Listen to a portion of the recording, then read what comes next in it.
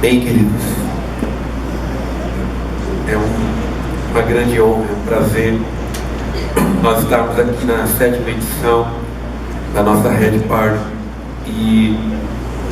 e poder trazer essa mensagem para vocês a respeito de Jonas. Mas, na verdade, nós não estamos aqui para falar de Jonas. Nós estamos aqui para falar a respeito de nós mesmos, a respeito de cada um de nós. E essa palavra que está em Jonas capítulo 1, verso de 1 a 5, eu vou ler para vocês rapidamente. Diz assim: a palavra do Senhor veio a Jonas, filho de Amitai, dizendo: levante-se, vá à grande cidade de Nínive e pregue contra ela. O Senhor mandou pregar contra ela. Por quê? Porque a sua maldade subiu até a minha presença. Jonas se levantou e se dispôs, mas para fugir da presença do Senhor, para Tarsis. Desceu a Jope e encontrou um navio que ia para Tarsis, pagou a passagem e embarcou no navio para ir com eles para Tarsis, para longe da presença do Senhor. Mas o Senhor lançou sobre o mar um forte vento e levantou-se uma tempestade tão violenta que parecia que o navio estava a ponto de se despedaçar. Então os marinheiros ficaram com medo e clamavam cada um ao seu Deus. Lançaram no mar a carga que estava no navio, para que ele ficasse mais leve. Jonas, porém, havia descido ao porão do navio. Ali havia se deitado e dormia profundamente. Diga, ele dormia profundamente. Meu amado, Jonas é um personagem muito interessante da palavra de Deus. A gente, estudando, meditando a respeito da vida de Jonas, sinceramente, eu confesso para vocês que não foi nada difícil a gente fazer essas cenas engraçadas no nosso teatro. Porque a gente vê Jonas, lê o livro de Jonas e dá muita vontade de rir. Cara teimoso. A Bíblia diz claramente que ele estava tentando fugir de Deus. Um homem que conhecia o poder de Deus. Um homem que ouvia a direção de Deus. Ele ouviu Deus dizer para ele: Jonas, eu quero que você vá para Nínive, eu quero que você pregue a minha palavra ali. Ele tinha intimidade com Deus. Ele ouvia a voz do Senhor. Mas a vontade de Deus naquele momento ia de encontro à vontade de Jonas. E esse é o grande problema do homem, sim ou não? Quando a vontade de Deus ela é contrária à nossa, então nós normalmente tendemos a dizer: Deus, olha, eu acho que eu vou pegar outro navio, eu acho que eu vou para outro lugar. Senhor, eu acho que a minha vontade, aquilo que eu penso, vai ser melhor para mim. E foi por tudo isso, queridos, que Jonas resolveu brincar de esconde-esconde com Deus. E dessa forma, Jonas pôde ensinar para mim e para você o quanto é inútil fugir da presença de Deus. Hoje o Senhor nos trouxe aqui para nos confrontar com os nossos desejos, nos confrontar com as nossas vontades e poder nos ensinar a parar de nos esconder dele e nos rendermos ao seu propósito. E a primeira coisa que nós vemos na vida de Jonas é que ele teve uma disposição errada. A palavra de Deus diz: Jonas, dispõe-te e vai para onde? Nínive. E a Bíblia diz, continuando ali, que ele se dispôs, sim, ele se dispôs, mas para fugir da presença de Deus. Sabe, é meio até engraçado quando a Bíblia diz ele se dispôs, parece que ele vai obedecer, não é verdade? O Senhor diz, Jonas, dispõe-te. E a Bíblia diz, ele se dispôs, mas para fugir da presença de Deus, para ir para Tarsis, não para Nínive. E essa comédia surreal da vida de Jonas nos mostra algo que não é tão engraçado assim quando é conosco. Porque nós podemos dizer, Jonas é uma figura, Jonas, ele é cabeçudo, Jonas, ele foi fazer o que quis e se deu mal. Mas, queridos, eu quero te dizer que Jonas sou eu, Jonas é você. Ele se dispõe, ele acha algo para tentar mudar o propósito de Deus. Ele começa a se justificar e fazer o contrário do que Deus mandou ele fazer. Quantas e quantas vezes, queridos, nós temos nos disposto a fazer o contrário daquilo que Deus nos mandou fazer. Temos fugido da sua presença, temos dado tantas desculpas. Meu amado, o que me alegra nesta noite é que você está aqui, amém? Você está neste lugar, então, pelo menos para vir para cá hoje você não fugiu. Alguém te chamou para ir para a Red Party e essa outra pessoa se dispôs para ir para Tarsis, para ir para outro lugar. Graças a Deus você está aqui. E talvez hoje seja o dia em que eu e você vamos sair da barriga daquele grande peixe. Amém? Talvez seja esse o dia que o Senhor escolheu para que nós possamos ser expelidos do ventre deste grande peixe. O povo de Nínive tinha uma disposição errada. Ele se dispunha sempre a fazer o que era mal. Viver uma vida distante de Deus. Mas um dia, um profeta que não queria ir para lá, ele chegou e deu uma palavra da parte de Deus. É por isso que eu digo, queridos, que muitas vezes a palavra que nos confronta é aquela que vem para nos transformar, sim ou não? Cuidado se ao seu redor só existem pessoas que falam que está tudo bem. Cuidado se ao teu redor só existem pessoas que te elogiam e falam que as coisas estão maravilhosas. Cuidado, cuidado. O povo de Nínive era perverso, o povo de Nínive era mau, o povo de Nínive era idólatra. Mas um dia um profeta que nem queria ir para lá chegou e disse, olha, Deus mandou uma sentença sobre vocês. Não era um aviso. Isso que é interessante de a gente notar no livro de Jonas. Não foi, Deus não mandou um aviso. Gente, se vocês não se arrependerem, vai vir o juízo. Não! Não foi isso que Deus mandou dizer. Deus mandou uma sentença. Jonas, vai lá e diz que dentro de 40 dias já era. Game over, né? Como disse aí o nosso personagem. Deus mandou uma sentença. E então, aquele povo ouvindo aquela sentença, tentou uma última alternativa. Eu quero que você aprenda nesta noite, queridos, que o arrependimento é a nossa última chance. Que o arrependimento é a nossa última alternativa para escaparmos do juízo e da ira de Deus.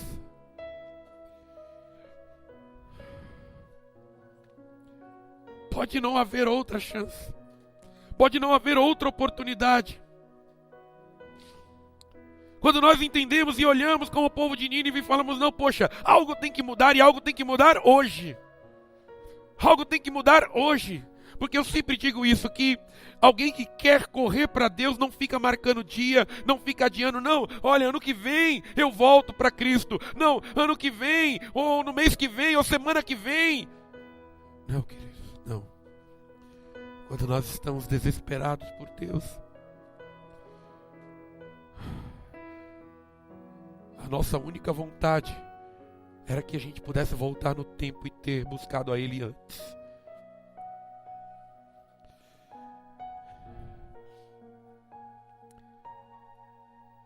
Não queira pagar o preço. Essa é a segunda coisa que eu quero compartilhar hoje com vocês. Nós vemos, se você ler o livro de Jonas, é um livro curto, são 4 ou 5 capítulos, se eu não me engano 4. E ali, ele quando se dispõe a ir para Tarsis, ele vai e compra uma passagem. Ele paga um preço para fugir de Deus. Qual é o preço que você está pagando para deixar de fazer o que Deus mandou você fazer, queridos? Não compre uma passagem para Tarsis. Não escolha pagar um preço que você vai se arrepender depois. Meu amado, Jonas pagou para morrer. Sim ou não? Jonas pagou para morrer. O cara foi lá, comprou uma passagem, entrou num navio e quando ele viu que a coisa estava insustentável, ele sabia exatamente o porquê. E ele disse para o capitão daquele navio: olha, é por minha causa que essa tempestade está sobre todos vocês. E enquanto eu estiver nesse navio, todo mundo vai sofrer comigo. E além de Jonas pagar para sofrer, pagar o preço da sua morte, eu quero te dizer, queridos, que ele levou maldição para todo mundo que estava perto dele, sim ou não? Toda a tripulação daquele navio estava perecendo. Toda aquela tripulação estava morrendo. E olha, que vergonha. Os ímpios, aqueles que não conheciam Deus verdadeiro, tiveram que acordar o servo de Deus. Que vergonha, não? Tiveram que acordar o servo de Deus e dizer: ora o teu Deus, clama por nós. Clama por nós, Jonas. Quando nós saímos do propósito de Deus, queridos, todo mundo sofre. Todo mundo sofre. Sofremos nós. Todo mundo que está no mesmo barco que a gente sofre junto. Então, antes de fugir de Deus, olhe em volta. Antes de fugir de Deus, veja se você deseja que uma tempestade mortal alcance não somente a você, mas todos aqueles que você ama, que estão perto de você. Nunca se exponha a pagar o preço de sair da presença de Deus, porque depois nós sempre descobrimos que, na verdade, esse preço nós não temos como pagar. Não temos como pagar. E toda essa tragédia aconteceu. E a palavra do Senhor diz que Jonas estava em um sono profundo. Um sono profundo. E toda vez que eu leio o livro de Jonas, eu fico me perguntando: Deus, como o cara conseguiu dormir? Como ele conseguiu dormir no meio daquela bagunça, no meio daqueles raios, daqueles trovões, tanta água? A Bíblia diz que ele estava no porão do navio, que eles é o primeiro que enche de água. Sim ou não? Quem já assistiu Titanic aqui? Deixa eu ver. Não é não? Porão do navio é o primeiro que enche de água. Lei da gravidade, né? Vai tudo para baixo. E o cara dormindo profundamente. E quando eu penso nisso, eu falo: Deus, como ele conseguiu?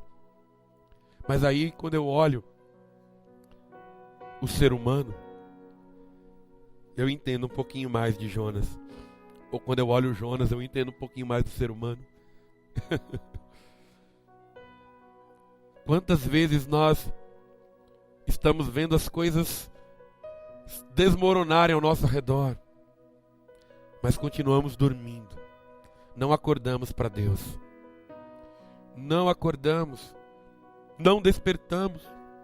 O sono da obstinação, do desejo carnal, da soberba, da independência, entre outros tantos tipos de sono, fazem com que nós fiquemos em um estado de sonolência tão profunda que deixamos de perceber o perigo.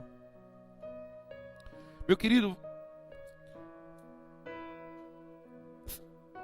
é preciso muita sonolência para que a gente não perceba o perigo que a gente corre em não despertar para Deus nesta vida. E eu tenho plena certeza de que foi por isso que Deus te trouxe aqui esta noite. É um perigo porque, queridos, a qualquer momento o navio pode afundar, o navio desta vida, e nós nem ver o que tinha matado a ele mesmo. Hoje o Senhor te trouxe aqui para despertar, amém? Hoje o Senhor te trouxe aqui para que você possa acordar para uma nova vida em Cristo Jesus. Se você ainda não se entregou a Ele, hoje é o dia. Se você já havia se entregado a Ele, mas estava dormindo, como Jonas, fugindo do propósito de Deus, hoje é o dia de acordar. Antes que você morra, antes que a gente morra para sempre, antes que seja tarde. Você tem vivido tempestades fortes na tua vida? Meu amado, não durma enquanto elas te destroem. Não durma enquanto a tempestade vai acabar com você. Desperte. Desperte desse sono, desse torpor, para que você possa viver e conhecer os lindos propósitos que o Senhor planejou para ti. E para terminar essa palavra, quero ser breve. Eu quero dizer para cada um de nós que toda fuga de Deus é inútil. Toda fuga de Deus é inútil por dois motivos. É inútil fugir de Deus, queridos, porque Ele nos encontrará onde quer que nós estejamos. Amém? Essa é a primeira razão. A palavra do Senhor diz, no Salmo 139, que se nós subirmos aos céus, aos lugares mais altos, aos montes mais altos, ali o Senhor está. Se nós descermos ao lugar dos mortos, ao Sheol, ali Ele está também. E se nós formos aos mais distantes oceanos, até ali a mão do Senhor nos guiará.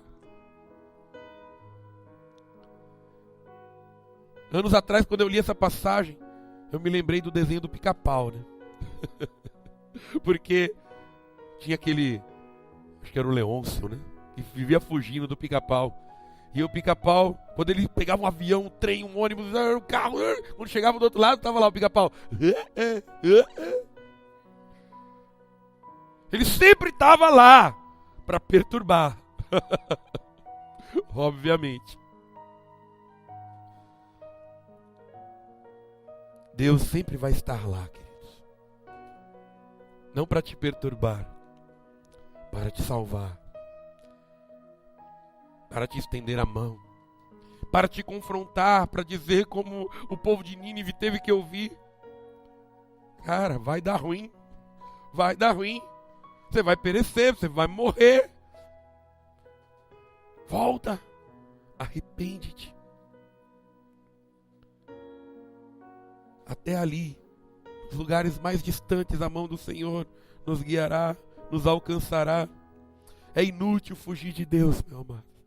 É inútil porque Ele sempre nos alcançará, como Ele nos alcançou hoje aqui nessa noite. Amém? Mas existe uma segunda razão pela qual é inútil fugir de Deus. E essa razão, queridos, é pior do que a primeira. Essa razão é porque se na nossa teimosia, se na nossa obstinação, se essa teimosia, essa obstinação forem tão grande, que Deus, em sua eterna justiça, chegar a entender que acabou o tempo da oportunidade, então aí sim, nós temos um grande problema. Essa é talvez a principal razão pela qual nós nunca deveríamos fugir de Deus. É porque a palavra de Deus diz que o cálice pode transbordar. É porque a palavra de Deus diz que pode chegar um momento em que a oportunidade passe.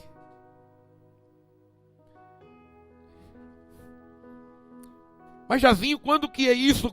Quando que acontece? Como que é isso, queridos? O pior de tudo é que nós não sabemos. Nós nunca sabemos. E se você quer um conselho de amor esta noite, não pague para ver. Não pague para saber. Quem é da década de 90 aqui, como eu,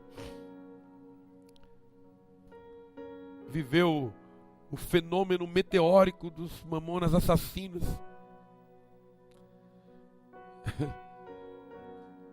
Em poucos meses eles venderam milhões de discos e logo em seguida estavam mortos.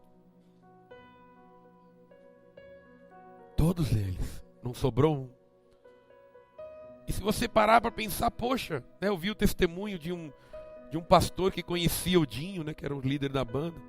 E antes dele pegar aquele voo que bateu lá na Serra da Cantareira, aquele pastor foi na casa dele e disse: Dinho, volta para Jesus. E ele disse: pastor, não dá, agora não dá. Agora não dá, porque eu estou no auge do meu sucesso. Agora eu vou voltar um dia, pastor. Um dia eu vou voltar. Eu sei que é o melhor caminho, eu sei que é o correto. Mas esse dia nunca chegou.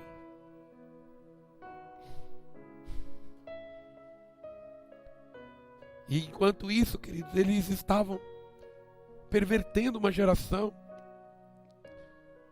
Naquela geração dos anos 90, eu via crianças de 4, 5 anos de idade cantando a respeito de orgias e tudo mais, que era o conteúdo das músicas deles. Não fuja de Deus,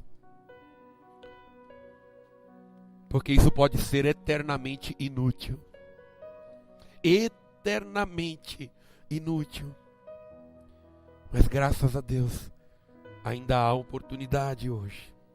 Ele te trouxe aqui esta noite para acabar com a sua tempestade, queridos.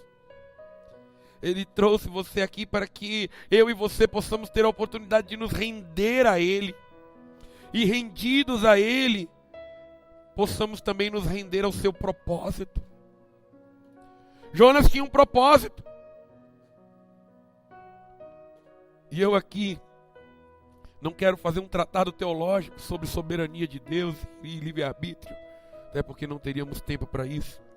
Mas Jonas era servo de Deus, Jonas era filho. E um dia Deus chegou e falou para ele: Jonas, faça o que eu estou te mandando. E ele disse não para Deus.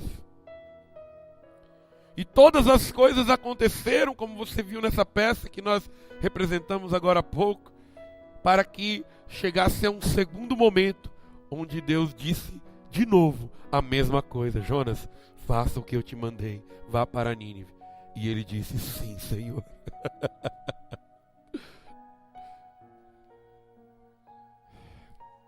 Deus é soberano, queridos.